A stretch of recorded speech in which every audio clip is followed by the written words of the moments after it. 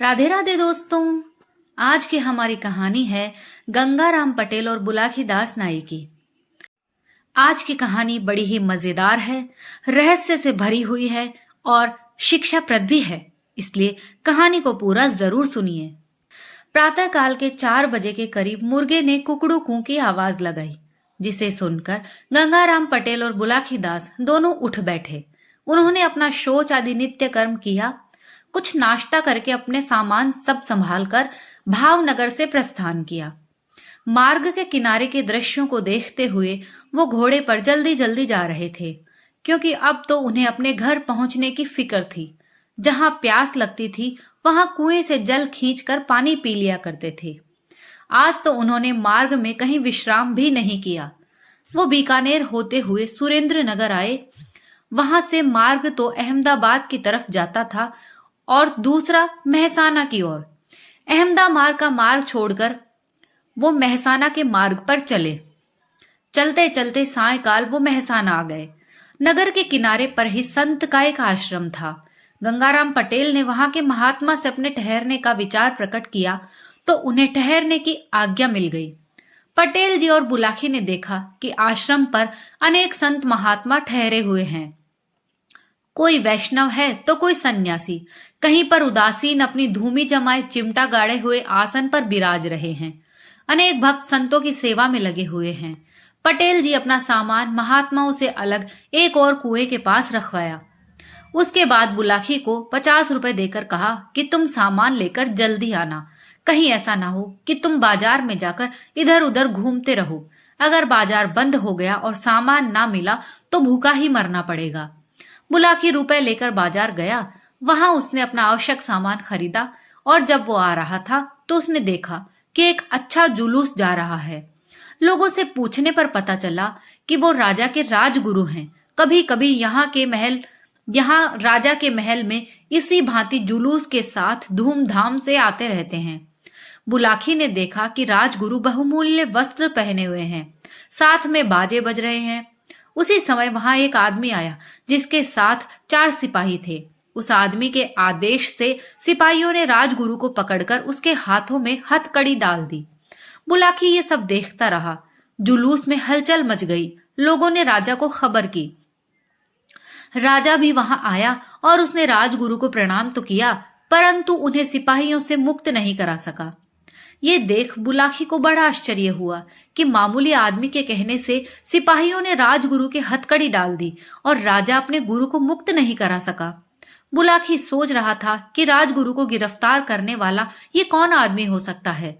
यूं विचार करता हुआ बुलाकी अपना सामान लेकर संत के आश्रम पर आया और पटेल जी के सामने सब सामान रखकर कहने लगा कि अब मैं अपने घर जाता हूँ, मेरी राम राम लो। पटेल जी बोले, बुलाकी, मैं समझता हूं तुम अवश्य कोई अजूबा चरित्र देख कर आए हो। अभी पहले भोजन का प्रबंध तो करो, फिर सोते समय तुम्हारी बात को सुन लूंगा और उसका जवाब दूंगा। तब बुलाकी ने कुएं से पानी खींचा, बर्तन और नित्य की भांति मिलजुल कर भोजन बनाकर खाया। फिर बुलाकी ने पटेल जी का बिस्तर लगा दिया, हुक्का भरकर रख दिया। पटेल जी हुक्का पीने लगे। तब बुलाकी ने बर्तन साफ करके रखे और सब सामान चौकसी के साथ रख दिया। फिर पटेल जी के पैर दबाने लगा। जब पटेल जी को नींद आने लगी तो बुलाकी बोला कि आज तो मेरी बात का जवाब दिए बिना ही सोने लगे। इतनी सुनकर पटेल जी कहने लगे, मैं थक गया था इसलिए नींद आने लगी, मुझे तुम्हारी बात का ध्यान नहीं रहा था। खैर, अब जल्दी बताओ कि तुमने आज क्या देखा। तब बुलाकी ने बाजार में जुलूस देखने और उसके बाद राजगुरु की गिरफ्तारी की बात बताई और अंत में बोला, पटेल जी, मुझे आश्चर्य हुआ कि राजा की तो शक्ति सबसे बड़ी होती है, राजगुरु के भी राजा पूज्य हैं, तो ऐसा क्या कारण है कि राजगुरु को एक मामूली आदमी ने गिरफ्तार करा दिया और यह राजा ये सब कुछ देखता ही रहा। बुलाकी दास नाई की बात सुनकर गंगाराम पटेल बोले, हे बुलाकी, तुम नित्य की भांति हुकारा देते जाना, तभी मैं अपनी बात को सुनाऊंगा। बुलाकी को समझाकर गंगाराम पटेल ने बात करनी शुरू की और वो हुकारा देने लगा। पटेल जी बोले, बुलाकी, अब मैं तुम्हारी शंका का निवारण कर रहा हूँ, सुनो। एक नगर में एक पुरुष अपनी पत्नी के साथ रहता था। वो अपने परिवार में पति पत्नी 2 ही प्राणी थे। एक दिन सुबह पत्नी सोते से जागकर पति से कहने लगी, हे प्राणनाथ, आज रात मैंने सोते हुए एक सपना देखा कि एक भिखारी भिक्षा मांगने हमारे घर आया है। जब मैं उठकर उसको भिक्षा देने गई तब मेरी उंगली उससे छू गई। उसी समय मेरे हृदय में ऐसी बेचैनी हुई कि मेरे पतिव्रत धर्म पे कोई आंच आ गई है। मेरी आपसे विनती है, मैं आपसे सच बात कहती हूँ कि जो उंगली मेरी उस भिखारी से छू गई, आप वो मेरी उंगली ही काट दो। अपनी पत्नी की इस प्रकार की बात सुनकर उसका पति बोला, अरे ये तो सपने की बात है। अगर सपने में किसी भिखारी को भीख देने पर उंगली छू गई तो इसमें कोई पाप नहीं है। ना तेरे पतिव्रत धर्म पर ही कुछ आंच आई है, इसलिए ये उंगली काटने की बात तेरी व्यर्थ है। उसने अपनी पत्नी को समझाकर उसके पतिव्रत धर्म की प्रशंसा की और अपने नित्य कर्म दोनों ने किए।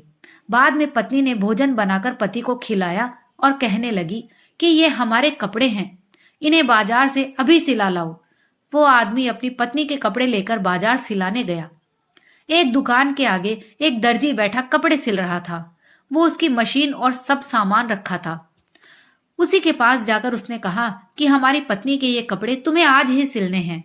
दर्जी ने वो कपड़ा उससे ले लिया और दिए हुए नाप के अनुसार कपड़ा उसी समय काट दिया और बचा कपड़ा और कपड़े की कतरन देकर बोला कि पहले आप ये कपड़ा लो और अपने घर रख कर आओ, मैं तभी ये कपड़े सिलूंगा।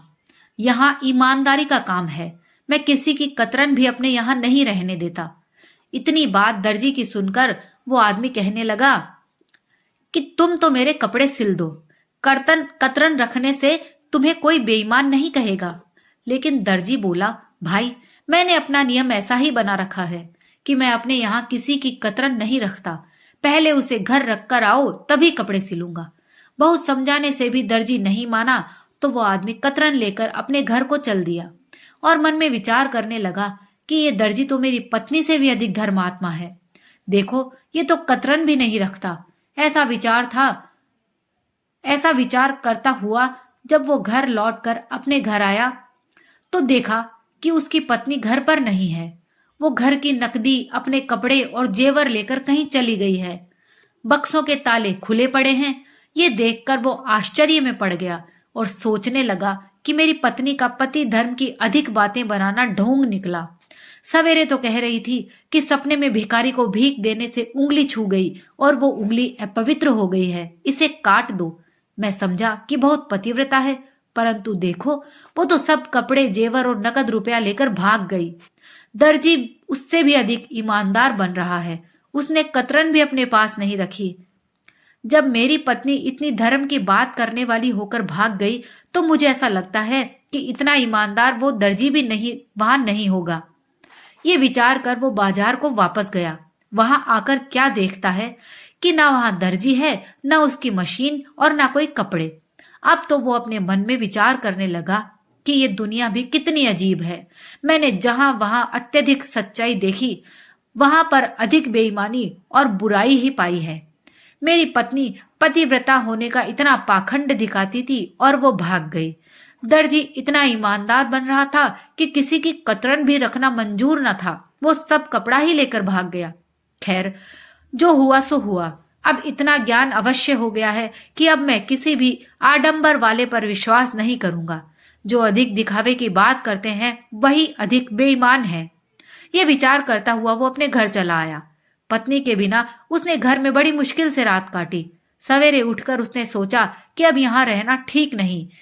अब मोहल्ले के लोगों को पता चलेगा कि मेरी पत्नी भाग गई है तो वो लोग मेरी हंसी करेंगे।